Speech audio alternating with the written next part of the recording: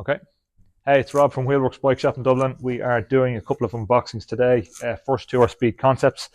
This is a new colour we haven't had before. It's a new 2025 Project 1 colour. It's not one of the ones that I'm going to get all excited about, like the crazy Olympic colour that we did last week, or the pinks or the chromes. It's a more subtle one, but very popular. We do a lot of the non-crazy colours. So, you know, people come in, they look at these and they go, oh yeah, that's gorgeous, but I'll take the black one. Or in the case of my bike, which is the tie-dye one, if you've seen that, when that was on the floor, tons of people come in to see it and everybody wanted something that wasn't crazy. So good for marketing, but you don't sell a whole lot of them. Anyway, this is a Speed Concept. It is an SLR7. So the SLR relates to the frame. So SLR is the top of the range carbon. The number relates to the group set on the build. So 7 is either Ultegra or SRAM Force if it's a SRAM bike. If it's a SRAM bike, it would say AXS. So that's your technical lesson on how Trek numbered their bikes. A 9 is Dura-Ace. A 9 Axis is SRAM Red. A 6 would be 105 Di2 or SRAM Rival. And Trek have introduced a new model in limited numbers this year, which is an 8. So the 8 used to exist. For those of you who have been around Project 1 for a while, it used to be mechanical Dura-Ace. It is now the previous generation SRAM Red. So SRAM changed. They brought out a new group set earlier this year. This is 2024 in case you're looking at this video at some time in the future. So they brought out a new group set earlier this year, and the previous generation SRAM Red is still available. They obviously made a lot of it during the pandemic. So that bike is now called an SLR8 and it has a slightly different build kit. But this is an SLR7. This one, oh, that's a really nice paint actually. That's much nicer than I thought it was going to be. So I saw one of these earlier in the year. We were on a training camp with a friend of ours, Fenella Langridge. She's a pro triathlete. She's sponsored by Trek, and she rocked up on this paint job on one of the rides. And I gave her some stick because I told her she showed up on a dirty bike and she goes, it's not dirty, that's the paint job, it's meant to look like that. And when I looked a bit closer I realised it was, so it's actually quite nice. Sorry Fenella if you're watching. Anyway, on with the show. So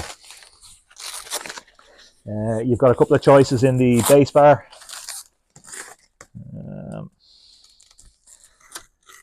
You've got mid-rise, high-rise or low-rise. And the low rise is completely flat. The standard P1 build comes with a mid rise.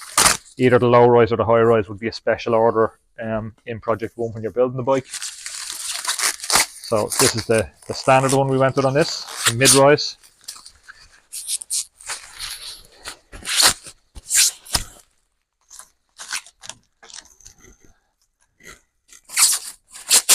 Packaging is pretty indestructible. Making me work hard. Need to be careful not to decable the bike, or the workshop guys won't thank me if I've pulled out all the sleeves. So if you're getting a fancy Project 1 colour, like if you can see on the pink one over there, Chad will go over and have a look at that. You can see the seat post and the base bar are painted to match the frame. So if you're getting a full custom paint job, typically that's the way it'll be. So if you get a blue paint job, the seat post and the bars will be blue. This is a black bike, so the base bar and the seat post are both black. But on any of the standard non-custom paint options, they will all come with a black base bar and a black seat post. The non-painted seat posts are seat post and the head bolts on separately.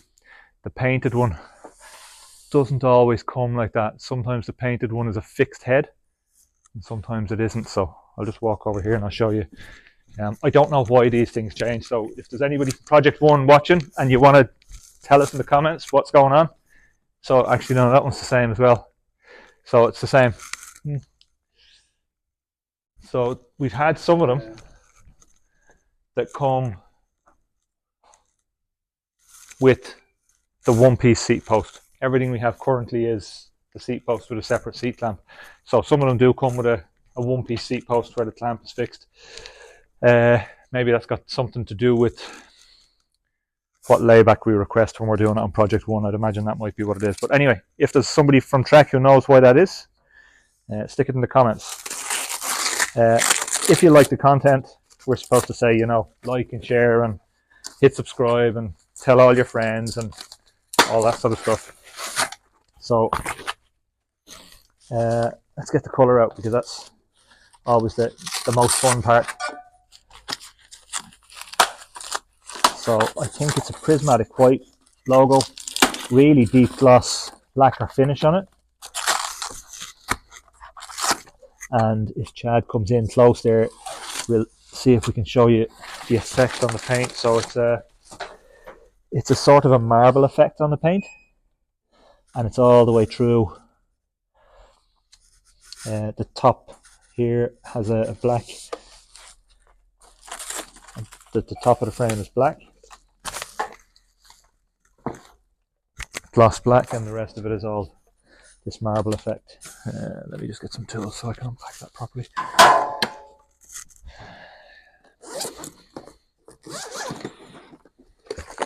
What do the zeros stand for?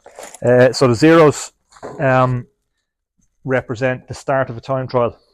When you start a time trial, the clock, or a triathlon, the clock says zeros, and then it's measured in the time that you're racing, whereas road racing isn't measured like that. Road racing is measured as the first to cross the line, whereas a time trial is measured on the time that it takes you to complete it. So the zeros represent the start of your race, whether it's a time trial or a triathlon. If you have questions about Speed Concepts or Madones or this bike or any of the other Trek models, feel free to stick them in the comments. I try and answer as many of them as I can. And if I don't know the answer, I'll usually go off and find out and ask somebody who does. There's a little warning sticker here. I'm going to leave that on for the workshop guys. Let them worry about that. The marble effect continues on the fork. So you can see the black is on the top part of the frame, seat mask, the top tube, down onto the fork, and then the bottom of the fork is all marble effect. Inside as well. Very often they'll do something different on the inside of the fork. I'm presuming the chainstays will be the same. Have a look. Yeah, so we're getting the same effect on the chainstays as well. So you've got that. So it looks like the marble effect is actually a prismatic paint, and the prismatic is the paint that changes colour in the sun. So I'd imagine that's quite dramatic on a bright sunny day, that you're going to get that rainbow effect in all that marbling. And then that, I think that's probably a white prismatic as well, which will have a similar effect in the sun. That's a really nice paint job. Much nicer than I expected it to be. I thought it was going to be dirty looking. So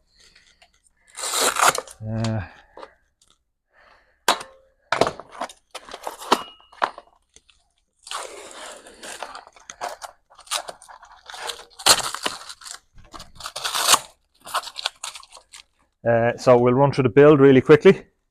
SLR7. The 7 refers to the group set on the build. So it's Shimano Ultegra Di2. The wheels are Bontrager Aeolus Pro 51s, so they're 51mm deep. Aeolus Pro is the mid-range wheel from Bontrager. The RSL are the top of the range wheels, and the Elite are the entry level. They have three different levels of wheels. They're all full carbon, and it's worth noting that all of the Bontrager wheels come with a 2-year crash replacement, that if you crash them, Trek will repair or replace them free of charge in the first 2 years. They also come with a standard lifetime warranty on the wheels, so if you have, you know, your standard warranty is for life effectively with them. That's sort of it. I'm not going to go putting the cockpit together because we'll be here for like 45 minutes. But that's the basic run through on it. We'll get this one back in the box and we'll start on the next one.